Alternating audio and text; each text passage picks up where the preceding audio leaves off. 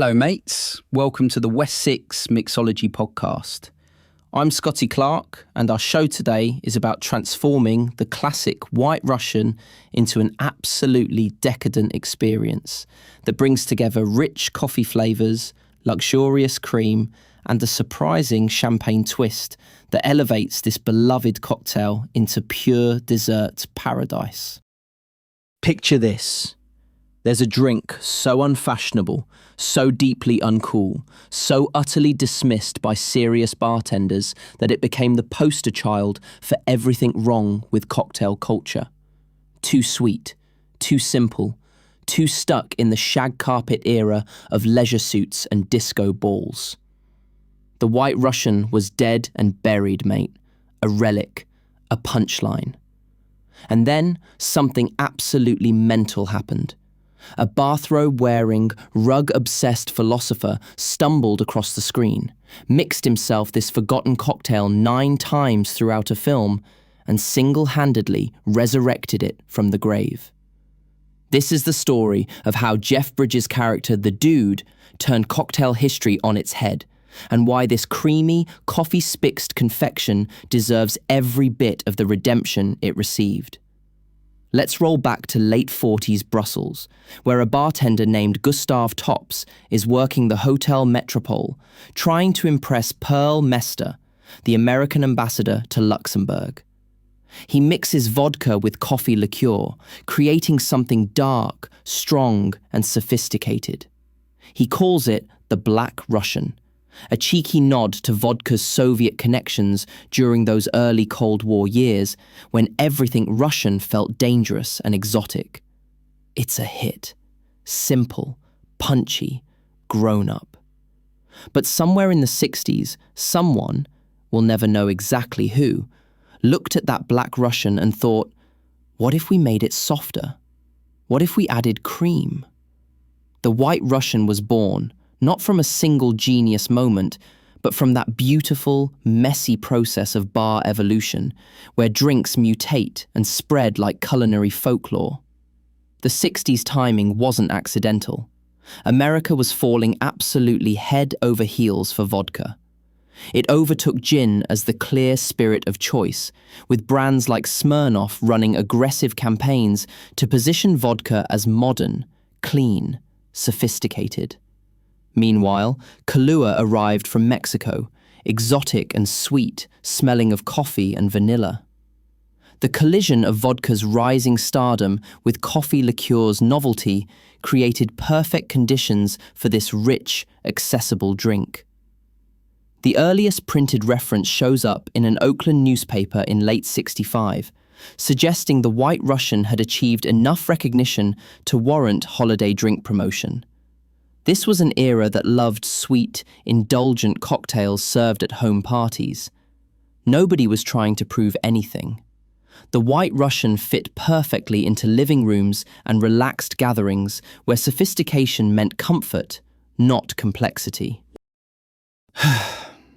Then came the crash. The 80s and 90s were brutal to this drink. Cocktail culture shifted toward lighter, drier, more serious drinks. The craft cocktail movement emerged with a vengeance, and bartenders wanted to distance themselves from anything that smelled like the bad old days of overly sweet, simplified drinks. The White Russian became everything they were rebelling against. Too simple, too approachable, too stuck in that 70s hangover. It was essentially exiled from respectable bars, relegated to bowling alleys and dive establishments where nobody cared about reputation. And then, late 90s, the Coen brothers released the Big Lebowski. Jeff Bridges shuffles through the film as Jeffrey the Dude Lebowski, wearing a bathrobe, caring about nothing except his rug and his beverage of choice. He mixes White Russians in his kitchen, orders them at bowling alleys, drinks them during the most absurd situations imaginable. 9 times on screen we watch this happen. The film became a cult phenomenon, and suddenly the White Russian wasn't a punchline anymore. It was the dude's drink. It had character. It had ironic cachet that slowly morphed into genuine appreciation. Bars started featuring it again, but this time with better ingredients. The Lebowski Fest launched, an annual celebration where thousands of people dress as the dude and consume ungodly amounts of White Russians. This drink experienced perhaps the most dramatic rehabilitation in cocktail history, all because a fictional character loved it enough to make it cool again. Right, let's talk about what actually makes this drink work, because it's far more clever than its simplicity suggests. You've got 3 ingredients doing very specific jobs.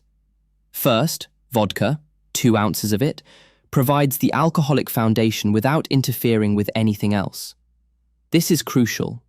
The neutral character of vodka creates a clean canvas.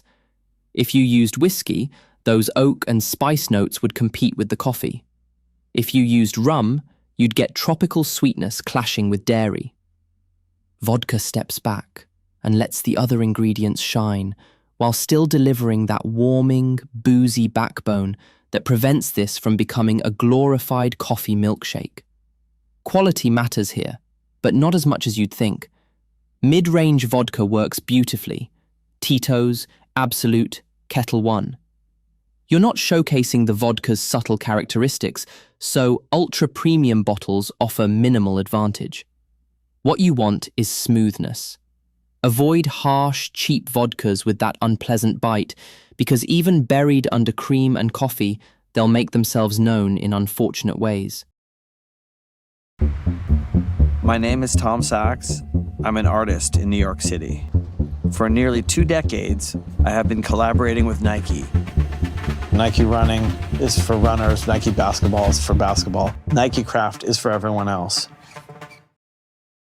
Then comes 1 ounce of coffee liqueur, and this is where the drink finds its soul. Kahlúa remains the standard for good reason. It's rum-based, packed with Arabica coffee, vanilla, and caramel notes.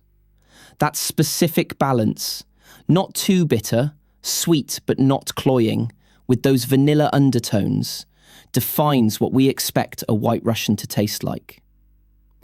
You can absolutely substitute something like Mr. Black, an Australian cold brew coffee liqueur that's less sweet and more coffee forward, but understand you're making a different drink. Not worse, just different. That coffee liqueur is doing multiple jobs simultaneously, providing the dominant flavour, adding sweetness, creating the dark colour that makes the layered appearance possible, and contributing viscosity that gives the drink body. And then there's the cream.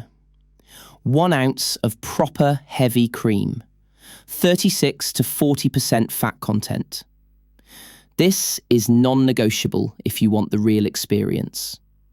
Half and half creates a thinner, less satisfying drink. Whole milk? Forget it. The high fat content in heavy cream creates that luxurious coating sensation that defines the White Russian. It moderates the coffee liqueur's sweetness, softens the alcohol burn, and provides that visual white element when floated on top. Fresh cream is absolutely essential. Use it within a week of opening. If your cream smells even slightly off, toss it. Sour cream will clash horribly with the sweet coffee, and you'll have created something actively unpleasant rather than indulgent. If you can find organic grass-fed cream, do it. The flavour difference is noticeable. Cleaner dairy character, slight natural sweetness. That small upgrade transforms the drink more than switching to expensive vodka ever would. Making a White Russian properly requires understanding that you're building theatre as much as cocktail. Start with 3 or 4 large ice cubes in an old-fashioned glass. Large format ice is critical here. It melts slower than small cubes, preventing the excessive dilution that would thin the cream and weaken those coffee flavours. This drink should stay rich and full-bodied throughout consumption. Pour your 2 ounces of vodka directly over the ice. If you store your vodka in the freezer, brilliant. The drink starts colder and needs less ice dilution to reach optimal temperature. Add 1 ounce of coffee liqueur next. It sinks to the bottom, creating that concentrated dark layer. Now comes the fun part. Take a bar spoon, flip it upside down, and hold it just above the drink's surface, touching the ice. Slowly pour 1 ounce of cold, heavy cream over the back of that spoon. If you do this gently enough, the cream cascades across the surface and floats on top, creating that gorgeous layered appearance. Dark coffee liqueur at the bottom, white cream on top. This visual element isn't just showing off, it's part of the drink's identity, and it allows drinkers to experience flavor evolution. Some people sip the top first, getting pure cream and coffee, then gradually stir to integrate. Others mix immediately for balanced flavor from the start. Drop in a stirrer or straw and serve. The mistakes people make with this drink are predictable and fixable. Using half and half or milk instead of heavy cream creates disappointment, thin texture that lacks richness. Overpouring the coffee liqueur results in cloying sweetness where balance disappears. Small or crushed ice causes progressive dilution that turns everything watery within minutes. Vigorous stirring before serving eliminates the visual appeal entirely. And using old cream risks sour, off flavors that clash with everything. Avoid these errors and you're 90% of the way there. Here's a professional secret. Bartenders who take this drink seriously often make house coffee liqueur by combining cold brew concentrate with vodka and simple syrup. Less sweet, more coffee forward. It creates a sophisticated version that respects the drink's essential character while elevating it. Another trick? Store your vodka in the freezer. That viscosity at 0 degrees contributes to richer mouthfeel.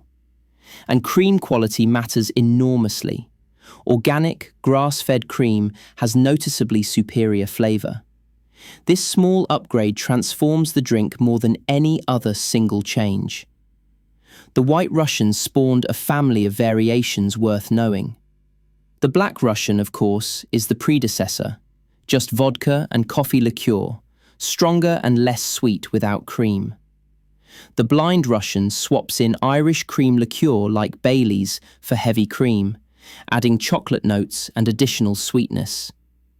The Dirty Russian adds espresso or strong coffee to the standard recipe, boosting coffee intensity while thinning texture.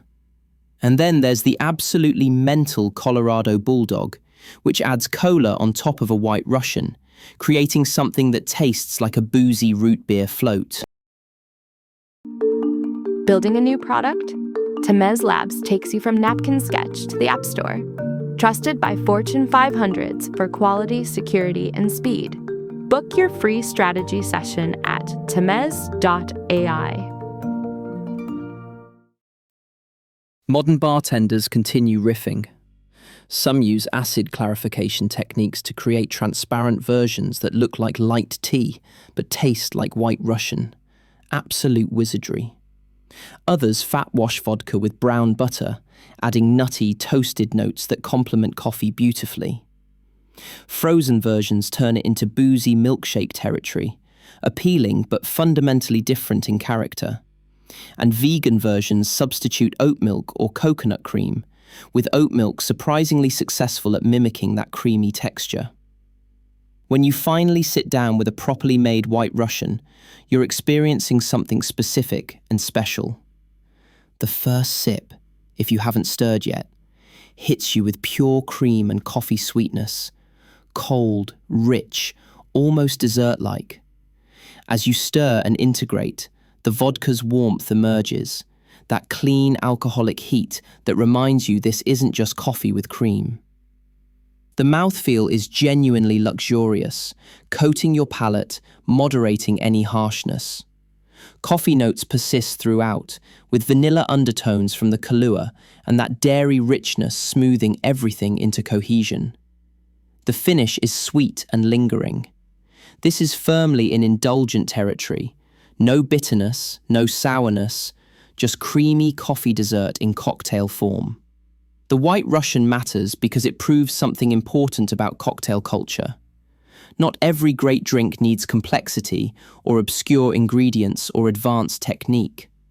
Sometimes simplicity executed well beats elaborate execution of mediocre ideas. This drink was dismissed, ridiculed, written off as unsophisticated, and yet it survived because it delivers exactly what it promises: rich, sweet, coffee-spiked indulgence that tastes like dessert and feels like comfort. The dude knew what he was doing. That bathrobe-wearing philosopher understood something serious bartenders forgot. Drinks should make you happy. The White Russian makes people happy. It's approachable without being boring, simple without being simplistic, indulgent without apology. So, grab your heavy cream, find your coffee liqueur, pull out that vodka, and build yourself this little bit of redemption. Layer that cream slowly, watch it float on top, stir when you're ready, and remember, sometimes the uncool choice is the right choice. The dude abides, and so should you. All right, thank you for joining us for the West 6 podcast. Drink responsibly, and if you had a good time, press follow and rate our show 5 stars. This is Scotty signing off. May your troubles be lighter than your cocktails.